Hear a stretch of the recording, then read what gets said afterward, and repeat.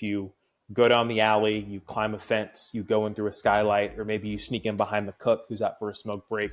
Maybe it's a doggy door you climb through. Like it's creatively finding opportunities to enter the space you want to get to that, you know, most people aren't aware of, but that may not even exist yet. And so I'll say that, like, you know, to bring this back to your question, like, if you're a new graduate, especially in the job market we're in, and you're trying to get started in the corporate or business space, you need to be looking for third door opportunities to enter into these roles because they exist. They're just not easy to find.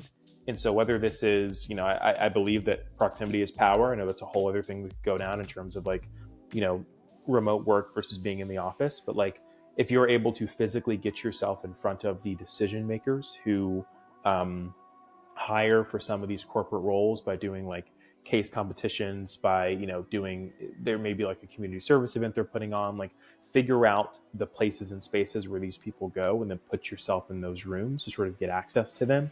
So you're not just a resume on the wall, right?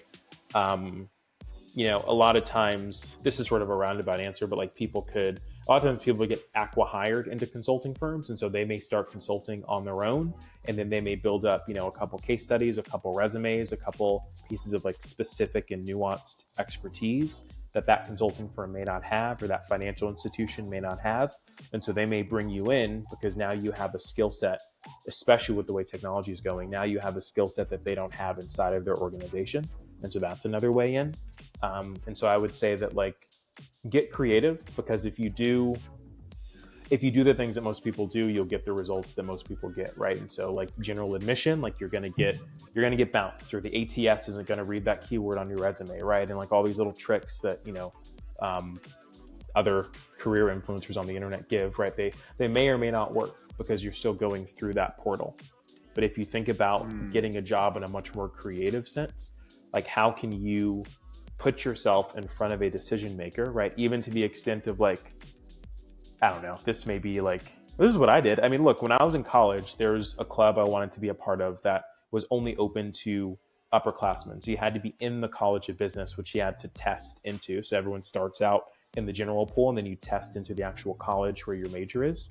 And there was this club I wanted to be into because every person that got into this club got a job at one of these consulting firms. You were essentially hired out of this club before you even hit like the job market in general. And I wanted that experience, right? And so I lived on campus, and there was a networking event happening at a building like within walking distance of where my dorm was. And so I put on my suit, I go to this networking event that's only for upperclassmen, and I essentially lie to the person at the door that my registration didn't go through. So they give me a blank name tag. I write my name on it, right? I lie and say I'm in this major that I had not even applied to. I was still a freshman. And I end up talking to the professor at that networking event that ran that club. And I was the youngest to date. I still am the youngest person to ever join this organization. And I was the longest tenured person on it. It was essentially the student leader of that club by the time I was a junior, because I'd just been there so long and knew how everything worked, you know? And so I think like it's literally about, you know, I don't want to say it's about lying and manipulation. That's not the recommendation here. But like, if you can creatively figure out a way to get yourself in the room with the decision maker, you automatically have put yourself light years ahead. And don't, you know, while you're still in school, right? If this doesn't come out, you know, and people still have some time, recognize that, you know, that edu email address is power. And a lot of people would do anything for a student. And so if you're not sending cold LinkedIn, if you're not sending, you know, cold Twitter, or the website formerly known as Twitter, right? Like some of these people have, you know, Facebook channels. Like, people reach out to me all the time, you know, for opportunities to work at the places I've worked at. And some of them have gotten at least into the interview process, right? Like, I'm not, you know, that's not something I'm guaranteeing, but yeah, just get creative, look for third doors, and like proximity is power, especially if you're trying to get a job. You need to get off the internet and go like meet people face to face.